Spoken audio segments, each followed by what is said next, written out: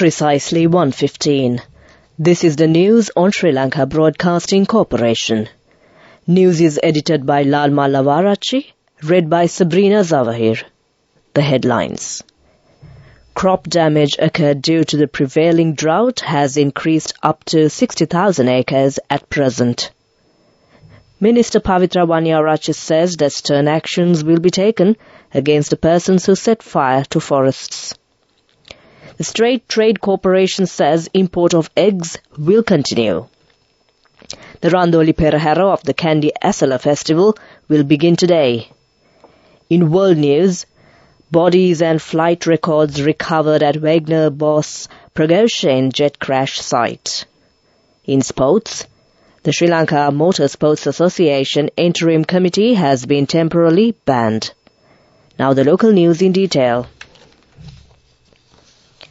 Minister Mahinda Amaravira says that the amount of cultivated paddy lands where crop damage has occurred due to the prevailing drought has increased up to 60,000 acres at present. A cabinet paper is to be submitted with regard to pay compensation to the affected farmers. The highest amount of crop damage is recorded in Kurunegala district as of yesterday. The second highest amount of crop damage is recorded in Udawalawa. Meanwhile, Mr. Mahinda Amaravira has instructed the Paddy Marketing Board to prepare a note to the Cabinet to inform the Cabinet of Ministers towards the future food security due to the drought. The government has allocated another 250 million rupees to the Paddy Marketing Board to purchase paddy. Chairman Buddhika Iddamalgora said stocks of paddy were purchased from 11 districts. Accordingly, 39 warehouses will remain open for farmers to sell their paddy stocks. Earlier, the government allocated 250 million rupees to purchase paddy from farmers. According to Paddy Marketing Board, around 2.7 million metric tons of paddy has been purchased under the program thus far. Minister Pavitra Wanyarachi says that stern action will be taken against the persons who set fire to forests and hunt wild animals in this prevailing dry weather condition in the country. She has instructed the relevant officials to monitor and be vigilant regarding such illegal activities. She added that a public awareness campaign will be carried out to further educate the public. Further, with the prevailing dry weather, forest fire incidents have increased due to deliberate or careless human activities, and such actions are also likely to occur due to the camping groups. Therefore, she said that everyone should pay more attention to taking preventive measures to prevent such destruction to forests. The State Trade Corporation says the government will continue to import eggs as the move helped ease the shortage in the local market. Corporation Chairman R. Sirivalisundara said the STC, pursuant to a cabinet decision, has taken steps to import egg consignments to meet the daily requirement of 1 million eggs. He said that STC has secured the approval for the next 3 months to import eggs. Leader of the House, Susil Priyanjantha, says that the government is ready to confer with the opposition to amend standing orders to expel MPs who commit various offences and tarnish the image of Parliament. Chief Opposition Whip Lakshman Keriyalle, who responded to Mr. Priyanjantha, said provisions should be created to expel any MP who commits any offences and tarnishes the image of the legislature. There are no provisions in standing orders as present to expel MPs whenever they commit serious offences. This news is brought to you by Sri Lanka Broadcasting Corporation. Continuing local news, the Randoli Perahera of the Kandy Asala Festival will begin today. Departing from the Temple of the Tooth in the south direction at 7:26 p.m., the Perahera will travel along Dalada Street, DS Senanayaka Street, Temple Road, Devala Street, Colombo Street, EL Senanayaka Street, Cross Street, DS Senanayaka Street, and go up to Rajavidya. The Randoli Perahera will parade the streets for 5 consecutive days up to the 30th of this month. Meanwhile, the Railways Department said that 4 special trains have been deployed for the convenience of those visiting Kandy for the Kandy Asela Festival. Special train service will operate from today to August 30th. Trains have been deployed from Colombo Fort to Kandy and back to Colombo Fort. Sri Lanka Transport Board has also deployed about 350 buses from various towns to Kandy for the convenience of people. Meanwhile, the police say that special security program is underway in the Kandy city during the Perahera season. The cremation ceremony of the late Anunayaka of the Ramanya Mahanikaya and head of the Pattaduwana Bhikkhu Training Centre in Minuwangoda, Venerable Nedagamuwe Vijaya Maitri Thera, will be held tomorrow at 2 p.m. Venerable Nedagamuwe Vijaya Maitri Thera was 73 years old when he passed away. Arrangements have been made to carry out the cremation ceremony after the remains of the Anunayaka Thera is taken in a grand procession from the Minuwangoda Pattaduwana Buddhist Centre to the Japalawatta Sports Ground. That ends local news. The main news story is brought to you by Siddhalepa Vedamahatmya. A preliminary discussion was held at the Ministry of Agriculture recently regarding entering into a bilateral agreement for an agricultural technology exchange program between the governments of Vietnam and Sri Lanka. The discussion was held with the participation of the Minister of Agriculture, Mr. Mahinda Amaravira, and the Ambassador of Vietnam to Sri Lanka, Ms. Hoti Tantrak, and other high officials of the Ministry of Agriculture.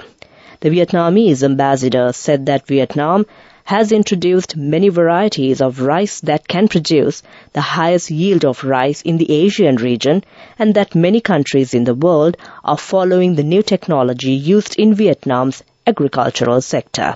That was main news. The main news story was brought to you by Siddhalepa Vedamahatmya.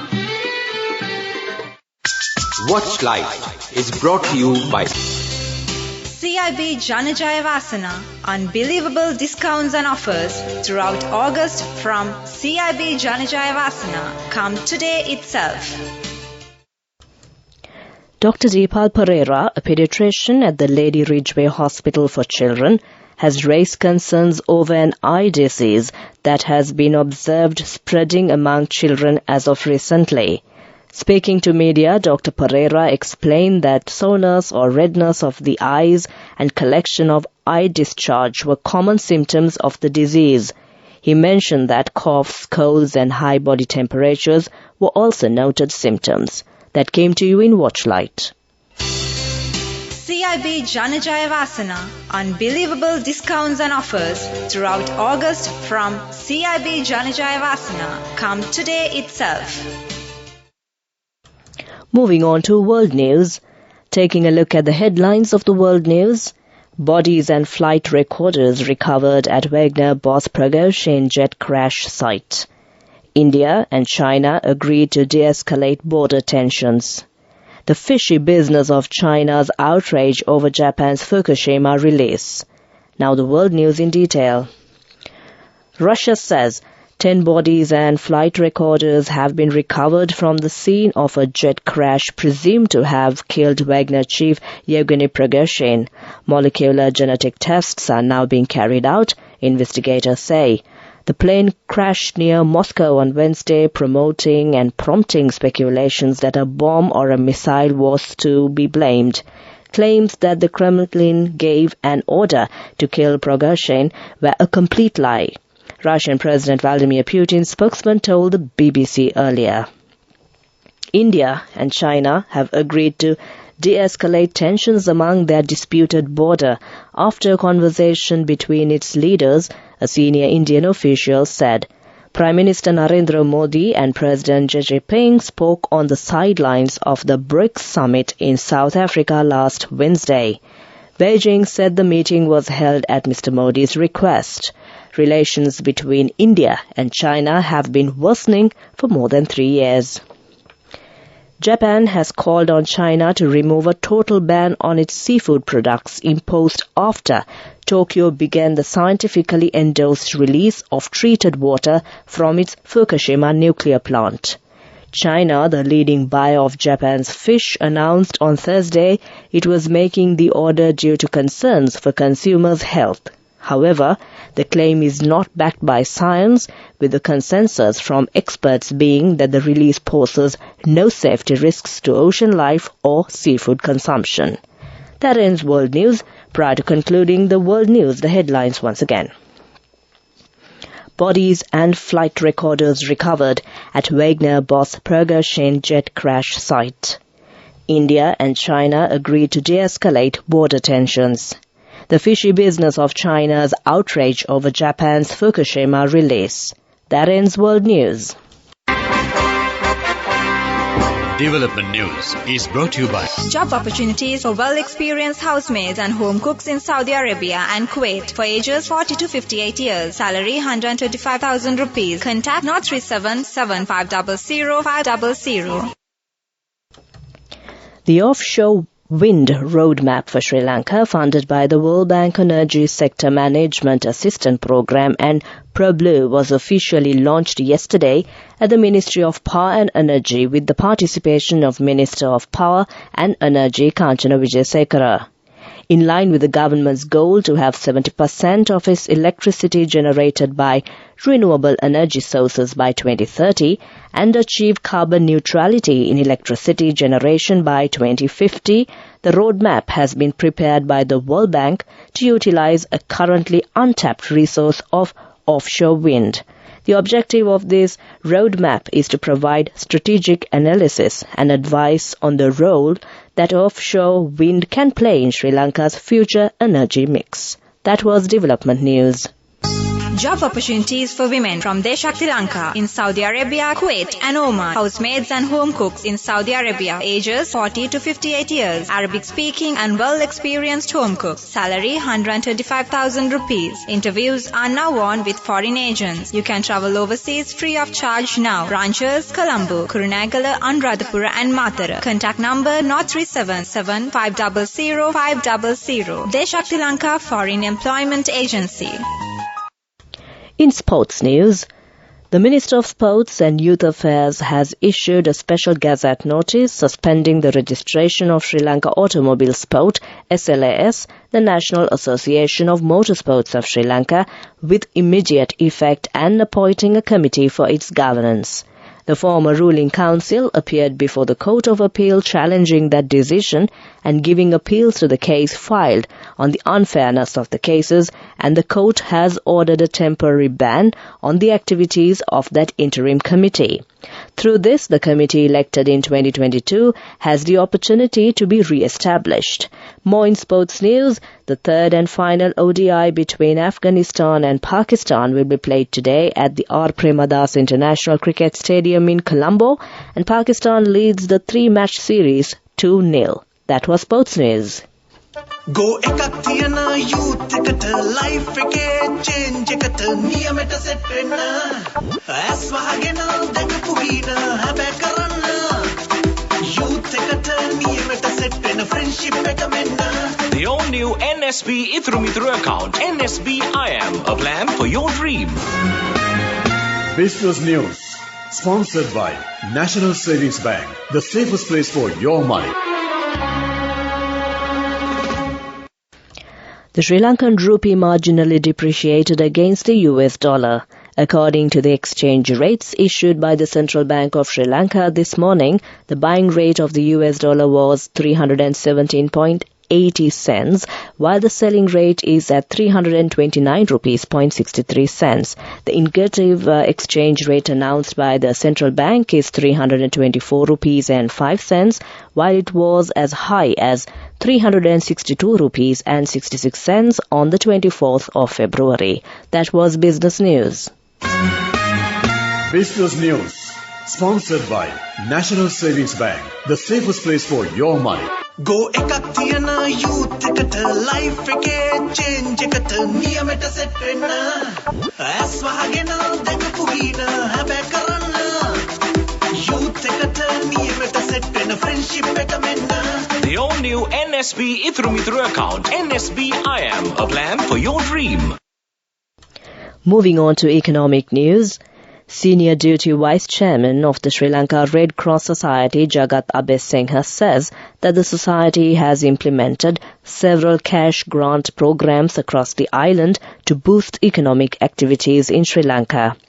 By June this year, 28,348 unconditional cash grants, each amounting to 20,000 rupees, have been provided to beneficiaries. With funds received from the British government, 700 conditional cash grants, each worth 75,000 rupees, have been distributed to help needy families in the Colombo, Kurunegala, Kalutara and Vaunia districts to enhance their livelihood activities. With Chinese funds, 29,760 food packs, each worth 7,000 rupees, have been distributed to elderly and vulnerable communities to improve their nutritional level. The Red Cross Society has also 20,600 food packs to pregnant mothers island-wide to improve their nutrition. That was economic news. Weather report. Finally, we take a look at the weather report. The Met Department says, except for a few showers in Western and Sabaragamuwa provinces and in Galle and Mathura districts, mainly fair weather will prevail over most parts of the island. That was the weather report. Prior to concluding this bulletin of news, the headlines once again. Crop damage occurred due to the prevailing drought has increased up to 60,000 acres at present. Minister Pavitra Wanyarache says that stern actions will be taken against the persons who set fire to forests. The State Trade Corporation says import of eggs will continue. The Randoli Perahara of the Kandy SLA Festival will begin today. With that, we conclude the news.